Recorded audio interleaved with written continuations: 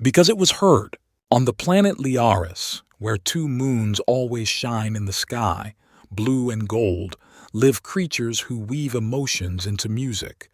They are called Lyrians, and each of them has their own song, a melody of the soul audible only to those who feel in unison. Astra was the daughter of the great composer, the master of the sound spheres. But unlike the others, she was born silent. Her song did not sound. Everyone believed that she was cursed. Even as she grew up, her soul remained silent. One night, during a double eclipse, a starship crashed over Liaris.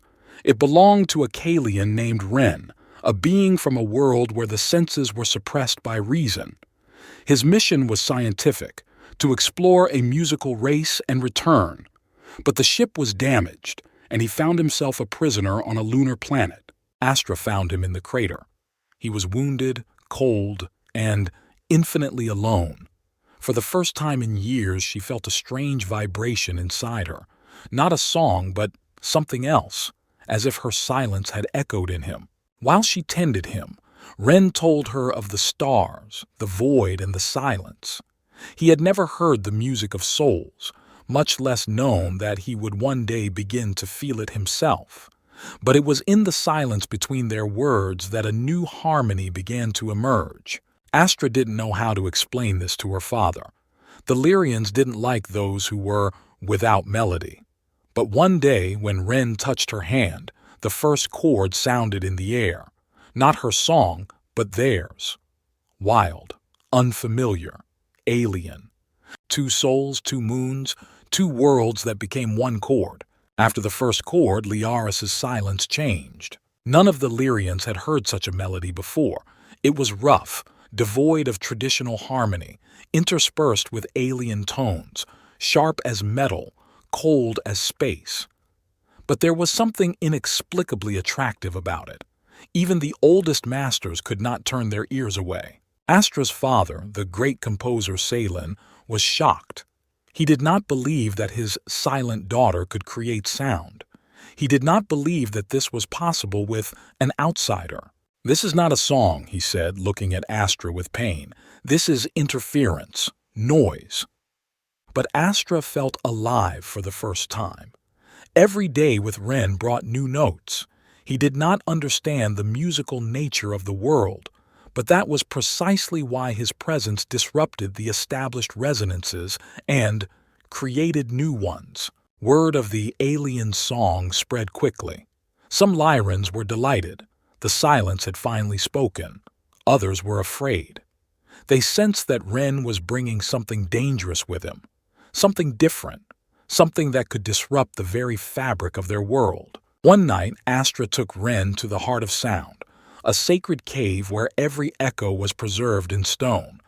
She wanted him to hear the story of her people. Instead, something unexpected happened. As Ren stepped inside, the stones began to sound. They responded to his steps, to his breathing, as if there was something ancient, forgotten, or unknown even to the Lyrans themselves. "It is impossible," Astra whispered. "Only the children of Liaris can be heard by the heart." Ren stood in the middle of the cave, and invisible music flared around him. He didn't understand what was happening, but he felt this place did not reject him. It called him. "You're part of something bigger," Astra said. "You didn't just come, you were brought."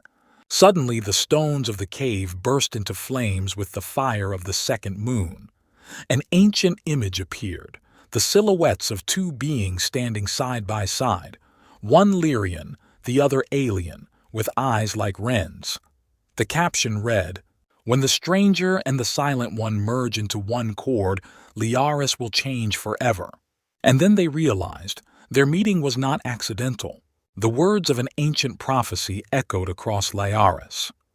Astra and Ren's song, first perceived as an aberration, now took on a meaning far deeper and far more dangerous.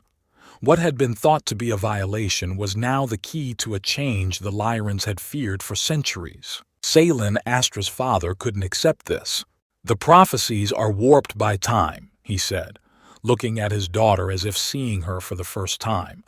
You don't understand what you're playing with. Ren is not part of our harmony. He is a rift. Or the transition, Astra quietly objected. Maybe that's what you're afraid of? Meanwhile, Ren felt Liaris penetrating him deeper. Every breath, every look from Astra awakened feelings in him that were not spoken about out loud on his home planet. They taught him to control emotions, not to let them go deep. It was believed that feelings led away from the truth. But now he knew. The truth was not in logic, but in the pulse he felt next to Astra, in the tremor of the air when she touched his hand. And yet, fear lingered in his mind. He knew that his distress signal had gone out, and that they would come for him.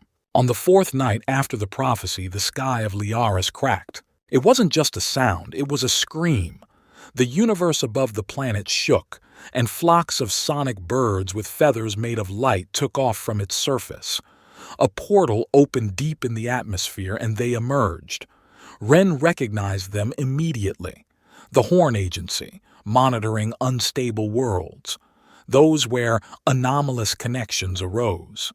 Their ships were mute, but every movement was accompanied by dissonance.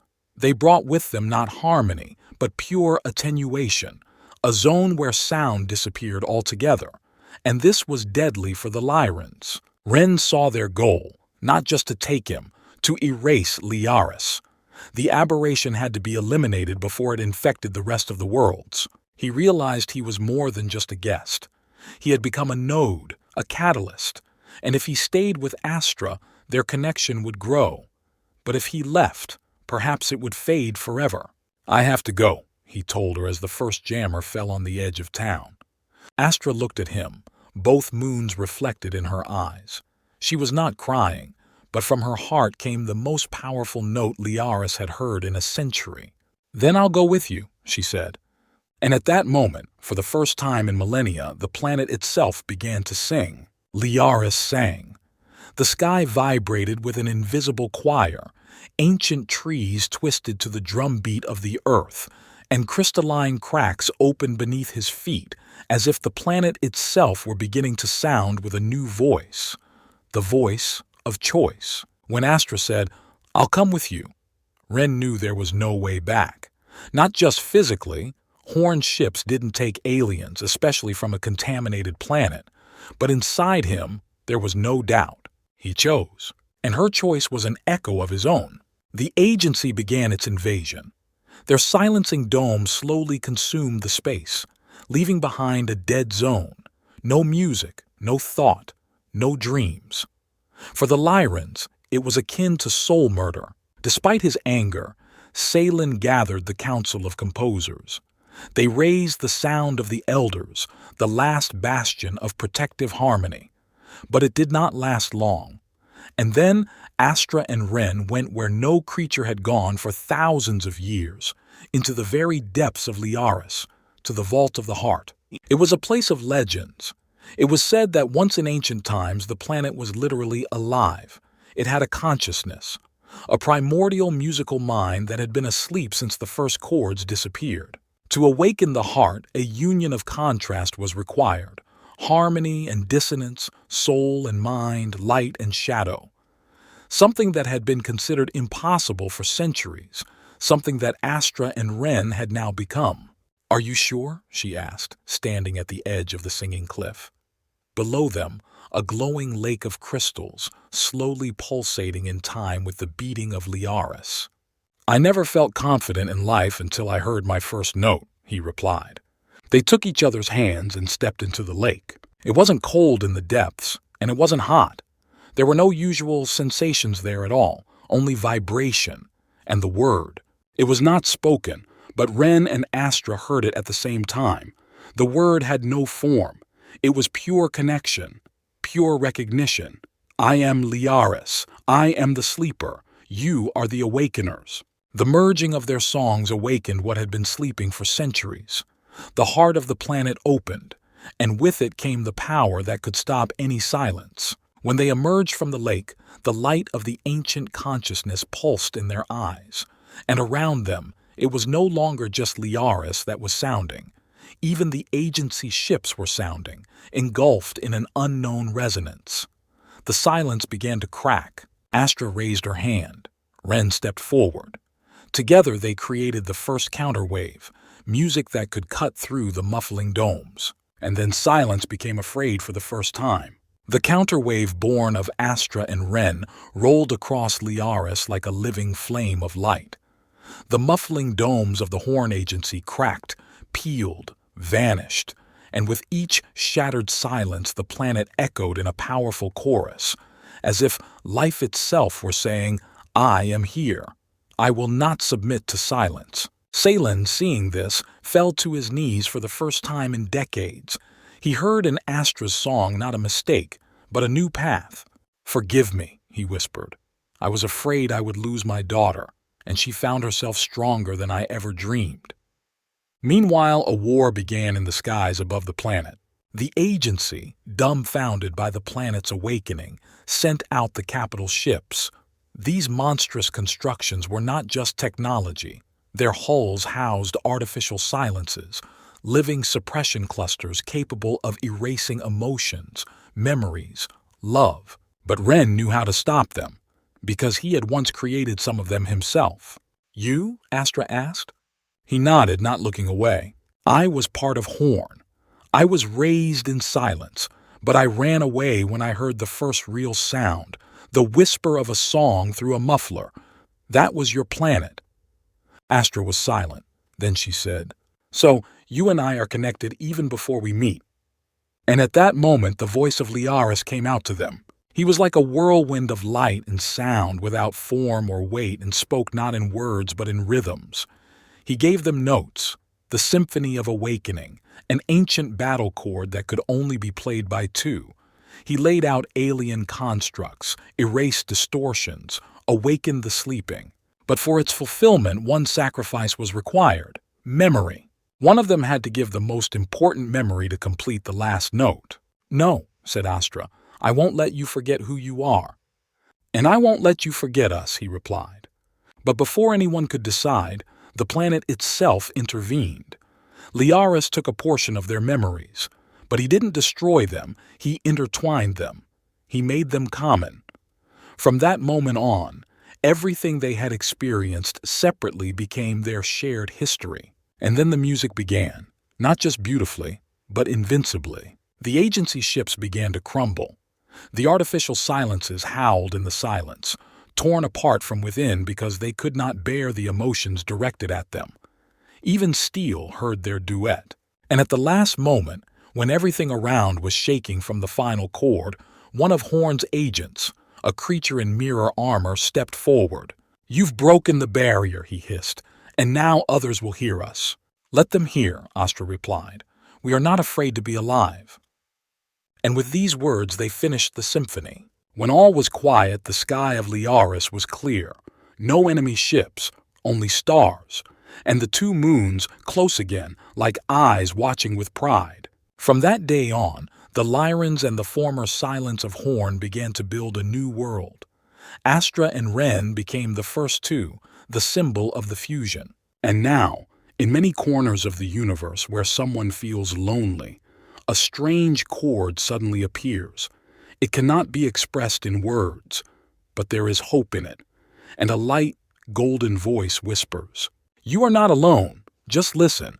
Somewhere there is a planet that has already begun to sing." 20 years have passed since Liaris awakened. It was no longer just a planet of music. It was the echo beacon, a place where souls from different worlds found each other through space and fear. The song of Astra and Ren became legendary. They were called the Star Ingots, the first to prove that love could be both a weapon and a cure. But the worlds do not stand still. From the depths of unfamiliar nebulae, a whisper began to come, a strange sound not like music or silence. It did not destroy, did not attack, but replaced. People who heard the whisper forgot their songs. They began to live with other people's memories. They lost their self. A new heroine enters the story. Her name is Eileen, and she is the daughter of Ren and Astra. But she was born not in music, but in silence. Her song was, distorted, unpredictable. It contained echoes of the horn and the cries of ancient noises. The Lyrans feared her. Even old Salen looked at his granddaughter with concern. But Ren and Astra knew. Eileen was not a mistake, but the key to the next door. When the first whisperer reached Liaris, a traveler with a dead soul seeking help, Eileen approached him and sang. Not a song like the Lyrans, not a sound like her father. She sang like a mirror reflecting what the man was afraid to hear, himself. And then it became clear. Whisper is not an enemy from outside. It is a reflected shadow of one's own pain, abandoned feelings, forgotten names. What is born where music is silenced for too long? The Council of Liaris gathered again. Ren was already old. His voice had become lower, quieter, but the spark that had once saved the planet still burned within him. "We need to go to the Whisper," he said.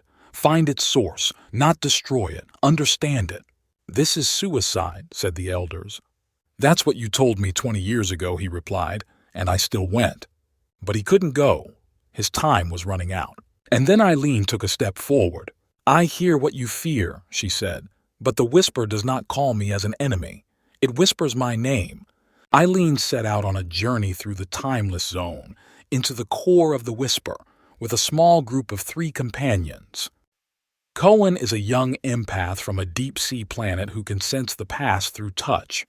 Zaina is a former Horn survivor of the awakening of Liaris, now seeking redemption. And Quiet, a mechanoid without a mouth, but with a recording of all the songs he had heard in his life. His internal memory could reflect emotions like a mirror. They went to a place where no one was singing, where even the light went silently. And on the edge of this darkness, the Whisper suddenly formed into words. "You didn't come to listen. You came to remember, because I am what you forgot." The timeless zone had no form. There were no stars, no shadows, not even time. Only pulsations of emptiness, as if space itself were breathing irregularly. Eileen's companions felt their past slowly disintegrating. Memories were out of order. Sounds were blurred. Even their own names seemed alien. But Eileen moved forward. Something glowed in her chest, a faint chord, unstable but stubborn. She heard the Whisper. It called to her, not as an enemy, not as a master, like a familiar voice, forgotten but painfully familiar. And one day, in complete darkness where no sound was heard anymore, they saw him. The creature had no body. It was a web, a vast web of sound spread across the debris of shattered stars and shattered memories. Each thread held a fragment of memory, human, Lyran, alien, forgotten, abandoned. The Whisper was a living archive of pain. "I'm not evil," said a voice in Eileen's head. "I'm just what you left behind." "Who are you?" she asked. "I am your silence, the one you didn't look into. I am the song you didn't dare finish. I am the broken promises. I am the shadows in the music." Cohen fell to his knees. His skin was covered with voices. He heard his own childhood, the screams of parents he had tried to forget. Zaina closed her eyes and saw everyone she had seen erased in Horn's service. And Tichi began to reproduce distorted phrases he had never written down before.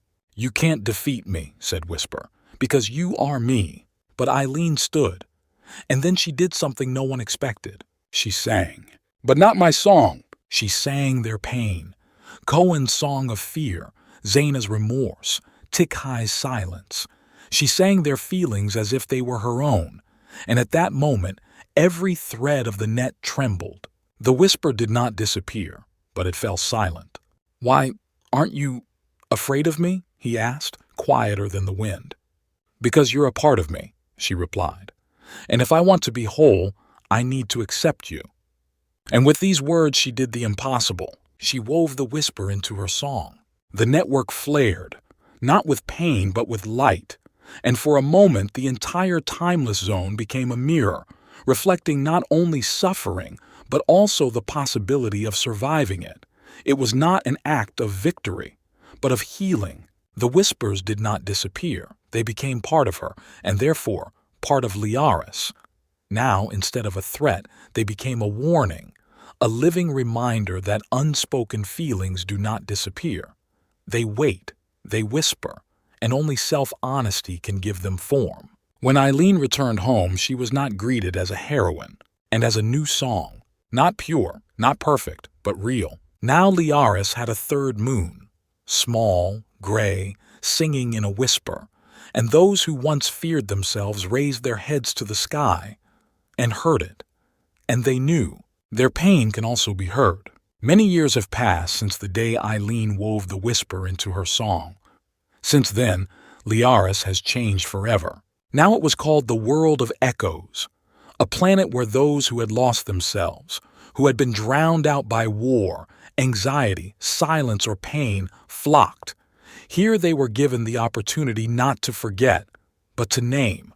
For it is in the name spoken with love that the power to be real lies. Eileen became the first singer of the worlds, not a ruler, not a goddess, but a guide between the worlds, bringing not truth, but listening. Under her leadership, Echo Star Haven was built, a station floating in the void between galaxies, open to all sentient species. There was no passport, no status, no language required. Just one thing, your voice. And everyone who spoke became part of the Great Symphony, a network of planets connected not by politics, not by armies, but by the song of names. But everything changes. One quiet night in Starhaven, a strange signal came from a distant frontier. It was an anonymous chord without a signature, without emotion, without a root. It had no rhythm, but it was attractive. It called, and only one heard it. Raya, daughter of Island, born in the reflection of 3 moons. Raya was unusual. If Eileen sang, connecting feelings, Raya was silent, not out of fear but by choice. Her abilities manifested themselves differently. She sensed discrepancies. Where everything sounded right, she noticed falsehood. Where there was silence, she heard a false note. She knew when the song of the world did not match its essence. And in this signal she felt exactly that, a lie camouflaged as a call. "This isn't a cry for help," she told Eileen. "It's bait." "Then don't answer," the mother asked. But Rhea was already looking at the stars. If we don't understand what's hidden in the silence, it will come back stronger. Rhea traveled to the edge of space, to a sector long considered dead. Once there was a civilization called the Xanteri, Singers of Light, who had vanished without a trace. Their cities of sound had dissolved into space. It was believed that they had evaporated, voluntarily. But now the signal was coming from there. Rhea landed on a gray, silent fragment of the former star capital. There was no sand, no wind, no light, only one thing, stone, pulsating with rhythm. She touched him and heard, but not the voice, and someone's name, familiar, ancient, a name that has not been heard since the first chord was created, the name that was forbidden to be spoken. "You shouldn't be here," came from inside her. She turned around, and I saw a nameless being, a black figure made of cracked melodies, screams, forgotten promises. It was a scar on the very fabric of sound. "Who are you?" Rhea asked. "I am what remains when the name becomes a weapon. I am the symphony destroyed by your ancestors. I am the song that Liaris refused to hear." And then Rhea understood. Everything they had created, all the healing, was incomplete. Someone was forgotten. Someone was deliberately erased. And this someone was returning. The creature stood before Rhea as if composed of distortions. It did not sing, did not sound, but every vibration of it echoed in her bones, as if something abandoned inside her recognized this rhythm itself. "I was before the first song was made," it said, but the voice was felt rather than heard. "I was the sound without form, the first error, the first refusal." "Who gave you the name?" Rhea asked. It fell silent. Then the answer sounded like a split in the world. "Liaris." Thousands of years ago, long before Astra, before the Lyran melodies, before Echo, Liaris was different. He was a living mind, exploring the cosmos with sound. He created entities, forms, harmonies, seeking reflections, connections. Among these creatures was he, the one who did not fit into the system, a rhythm that took no form. He could not be classified. He could not be named. And then Liaris turned away. The sound, beyond description, was declared an anomaly. It was banished to the timeless zone, where there are no songs or forms, only echoes of oblivion. From then on, it was called Name Without Word. He was the beginning of the whisper. He was forgotten, but he did not forget. "I'm not looking for revenge," he told Rhea. "I'm looking for recognition. I'm a part of you, torn away. And if I am rejected again, your great symphony will not fall from anger, but from the emptiness that they themselves did not recognize in themselves." Rhea was shaking, but not from fear. She felt there was truth in those words. They spoke of compassion, but they hid the original error in the archives. They wrapped it in silence, called it an anomaly, and turned away. Just as they feared her when she was born, Rhea slowly knelt down and touched the cracked surface from which gray light was seeping. She closed her eyes, and for the first time in her life, she began to sing. It wasn't a song in the traditional sense. It was the pure sound of acceptance, without words, without meaning, without defense. She opened herself up, and the Name Without a Word fell silent. He did not disappear, but he became clearer. His outline smoothed out, his vibration evened out, his voice took on a breath. For the first time in eons, he spoke as an equal. "Rhea, daughter of Eileen, you heard me. And I will give you a name," she said, "but not as a brand, but as a return." At that moment, in Liaris, in the halls of Star Haven, all the singers, all the notifiers, all the Lyrian chroniclers shuddered at once. Something ancient had entered the song of peace. Dissonance, but not destructive. A new chord. History has recorded. In the year of 3 moons in the era of Echo, the Name Without a Word was named again. And on that day, the song of peace became complete. And what did Rhea name him? She didn't say. She just smiled. Because the name lived inside her now, not as a secret, but as part of the whole. And from that day on, a new era began, the era of the whole sound. An era where there are no pure or distorted ones. There are only those who sound and those who have yet to be heard. Since the day Rhea returned the Name Without a Word to the fabric of the universe, the very structure of the song has changed. Liaris was no longer a lonely beacon. It had become the center of a new creative network, not an empire, not a union, but a concordia of worlds, planets, civilizations, entities. Even those who did not know sound as a form of expression began to reach for a new chord, the whole sound in which every note, even the false one, found a place. Rhea became the keeper of the imperfect, not a ruler, not a leader, but one who accompanied those who were afraid of themselves to the inner sound. Around her arose the order of listeners, travelers who did not impose knowledge, but helped to hear themselves. But the higher the song rises, the further it is from its boundaries. At the edge of the star map lay a zone labeled only as the Dark Canticum, a sector without light, without signal, without even a trace. It was thought that there had never been life there. But after the return of the Name Without the Word, it was from there that the first absolute resonance came. Not a voice, not a vibration, but a pure consonance, ideal, as if composed not by a living being, but by the universe itself. And there was too much of it. Even quiet, an ancient mechanoid with infinite memory could not bear the contact. He turned off, and an inscription was burned into his body. The Song of Songs is coming, and there is no room in it for those who are not complete. Concordia was alarmed. What was this? A summons? A threat?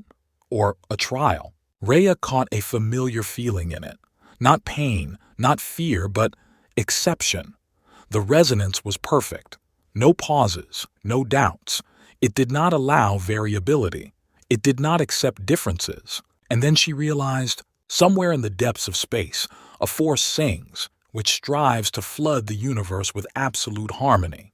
And if the name without the word was rejected, then the Song of Songs was rejecting. And so, in order to confront her, Raya makes a choice. She assembles the quartet of imperfects, four entities that contain unacceptable chords, those that the Song of Songs could not digest. Sabal is a child of the pulsar, born from the destruction of a star, sounding in reverse time. Mireille is a blind singer whose song can only be heard by the dying. Khan Raha is a sentient gas giant that only makes sounds when it sleeps. The name without the word, now taking form, not as a god, not as a demon, but as the first and last dissonance. They head to the dark canticum to hear the Song of Songs and ask her not, "Why did you come?" but, "Can you hear us?" This will be a new journey, on the edge of music, reason, and faith, where the main question will be asked: what is more important, perfection or truth? The ship on which Raya and her companions set off for the Canticum of Darkness had no name. This was essential. Its form changed depending on who was on it. Sometimes it sounded like a flute, sometimes like breathing through stone. For Raya, it was almost invisible, as if her own presence were its heart.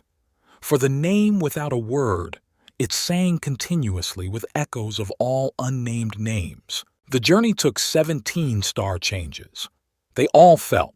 The space around them began to sound unnatural, too harmonious, without deviations, without pauses. This was the first sign of the invasion of perfection. In the center of Canicum, they were met not by a voice or light, but by the silence of form. They entered a realm where everything they had ever heard disappeared. Even Raya's inner voice was silent.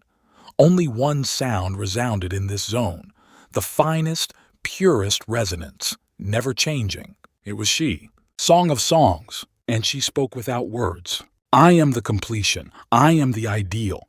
I am the symphony that needs no pulse of imperfection. Your chords are broken. Your pauses are in the way. I did not come to destroy. I came to cleanse. Raya wavered for the first time. Cleanse from what? From pain, from fear, from choice, from excess, from verbosity, from the noises you call life. The name without a word stepped forward. He was shaking, but his voice was firm. Then you are the same as me, but on the other side of the mirror. No, you are the distortion, and I am the contour. And then Sabal, sounding backwards, spoke. She lies. An outline without a center is not a form. Music without pauses is not a song. Perfection without tolerance for deviation is not order. It is silence disguised as light.